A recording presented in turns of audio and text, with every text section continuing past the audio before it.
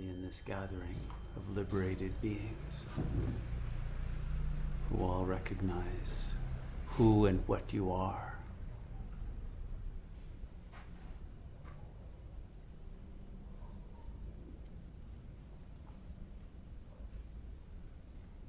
By the way, the music that we played just now was a piece by Dave Brubeck, one of the great jazz masters of the century, who died yesterday at age 91. And I think he expressed the artistry of jazz very well. And I believe that that idiom captures the pathos of impermanence in a very beautiful way, at its best.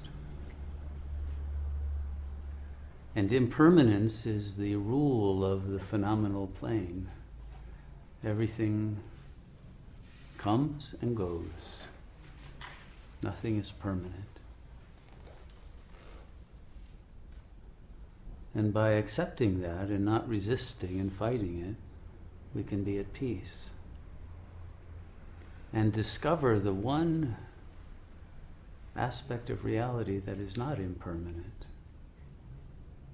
which is the awareness that is aware of the impermanence.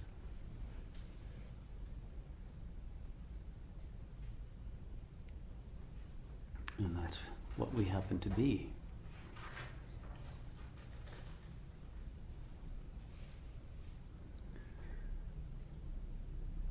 And if we accept that we are simply awareness, not awareness that is identified with any impermanent thing, like a physical body, or even a mind, or a personality, or any objective identification at all, we are free of suffering. It's only when we identify with something impermanent that we start to fear that we will lose our being, our existence.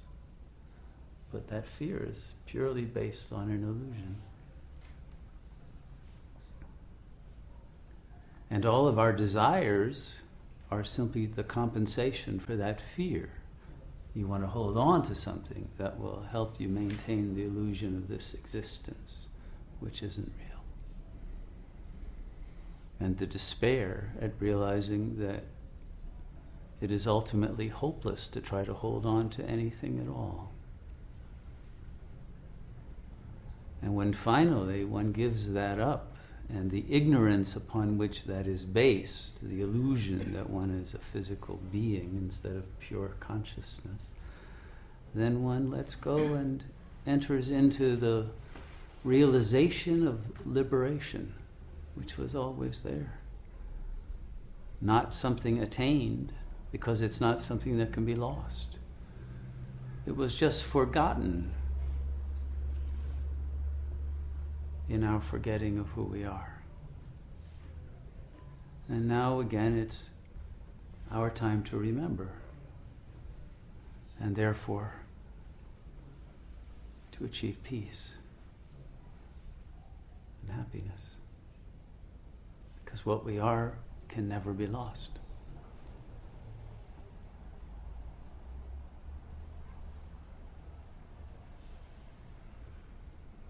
And because of that, there's no real need even to meditate.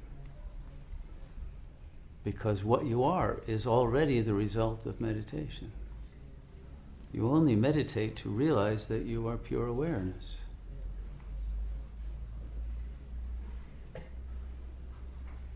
But what can pure awareness meditate on? Because there is nothing but awareness. Because whatever appears in your awareness is part of your awareness. And so whatever you focus on, you're still focusing on your awareness. So you've never been non-liberated. You've never been anything but the knowledge that is the awareness itself. This is the meaning of Sat, and why we call this Sat Yoga. Sat means being, but what is our being except presence? We have no other being.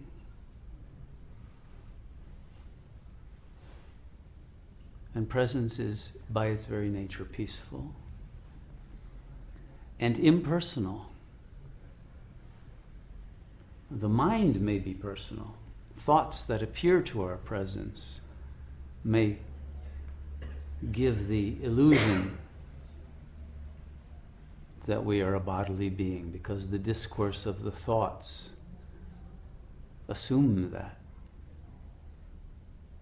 But as soon as you become aware that the thoughts are objects in your awareness, and they are not you, you are not thinking, the thoughts are appearing to you, if you believe them, then they will think you into an illusion of existence. But when you disidentify from the thought stream, what are you? You're not an object, you're not a form, you're not a concept. What are you? Are you anything at all? Because what is presence really except absence? That's its nature. You are absent as anything. And therefore you are absence. You are beyond the field of sense. Nothing really makes sense.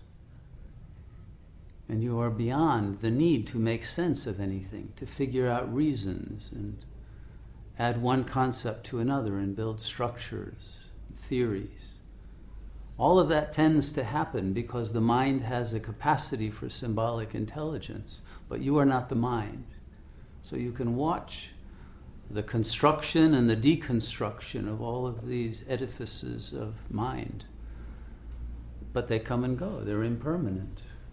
You believe the structure one day, you tear it down the next, and you build another one, like a Lego set. You build a new world for yourself every day or every week. This week I'm a Christian, this week I'm a Buddhist, this week I'll build an atheist castle and hide in that, you know. Everyone builds their different castles in the air of the mind. None are real, but who is the one who watches this building? It's nothing that can be either constructed or deconstructed.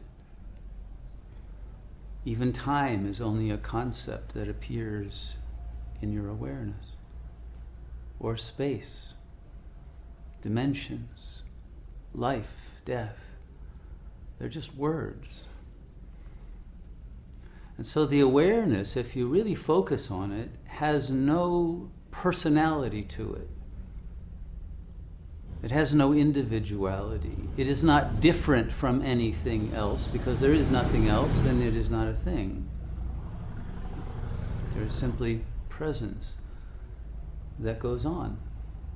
And yet, even the going on is an illusion, because it's only present because it is present. There's no past, there's no future. Those are concepts. Presence is eternity.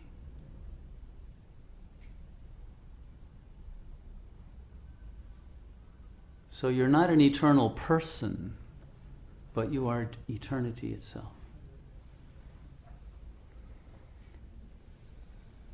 And so, ultimately, whenever you say, I am this, whether it's eternity or presence or whatever, the I only is that. It dissolves into it. It is not that there is an I and there is presence. There is only presence. This is the meaning of non-duality. There really is no I.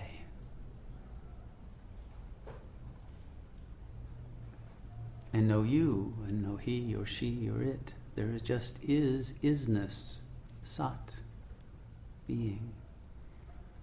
And whatever you see, whoever you meet, is the same presence. How could there be anything different? If they were different, we couldn't meet. We meet because we are all the one presence. And so there's nothing to be gained by meditating or by doing anything else. And there's nothing to be lost. No matter what we do,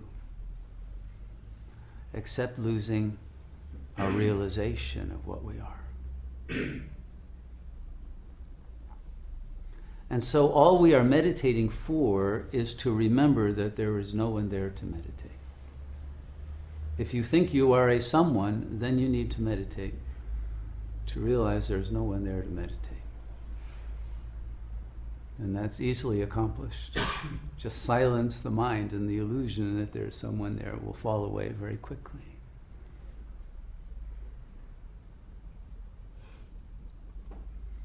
But we tend to hold on to the mind, which in turn is holding on to some concept or self-image, because we're afraid of not being anything.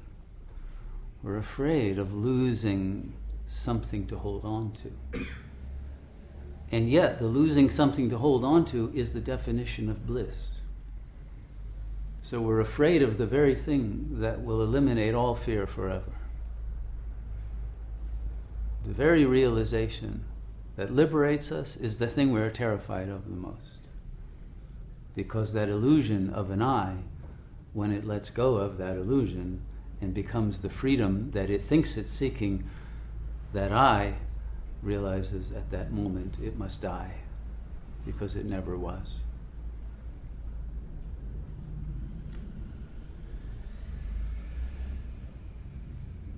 But because it never was, can it really die?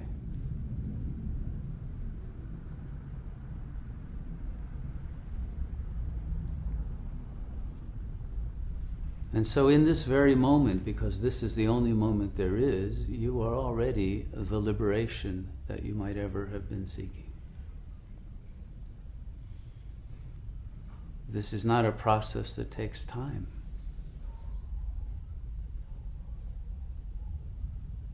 Time is the ego's trick to maintain its illusion of existence.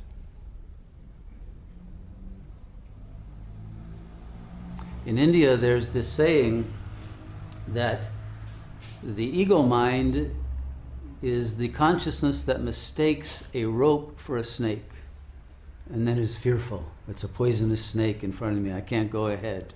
I have to stop and go back. And the sages would say, wait, it's not a snake. Look more carefully. It's just a rope. Now, in the old days, that used to be enough. People would realize that and they'd become enlightened. But not the postmodern ego, no. The postmodern ego will say back to the guru, you know it's a rope, I know it's a rope, but what if the rope doesn't know it's a rope? What if it thinks it's still a snake and bites me? And because of that tenacious holding on to the delusion that there is something to fear and something to lose, we don't move forward on the path to the realization of the fullness of the God consciousness that we are, the Buddha mind that we are, the divine light and love that we are. So tonight, let's not worry about what the rope thinks.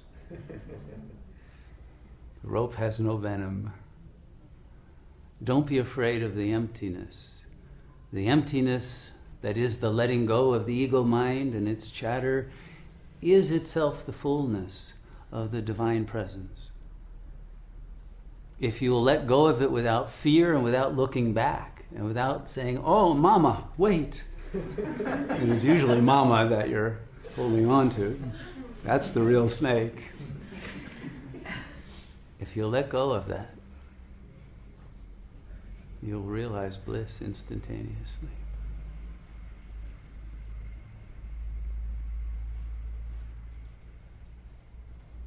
So let's be what we really are tonight. And once you know it, you are it forever, because we dwell in forever. This is the land of forever. And so we are free forever. Give yourself that gift, and then you'll have many other gifts to share when it comes Christmas time, if we reach Christmas time, the world is supposed to end before Christmas, so don't do your shopping too early. You could save money. It may not be necessary. But whether the world ends or not, the self is eternal. Since the world is an illusion anyway, who cares? That's me.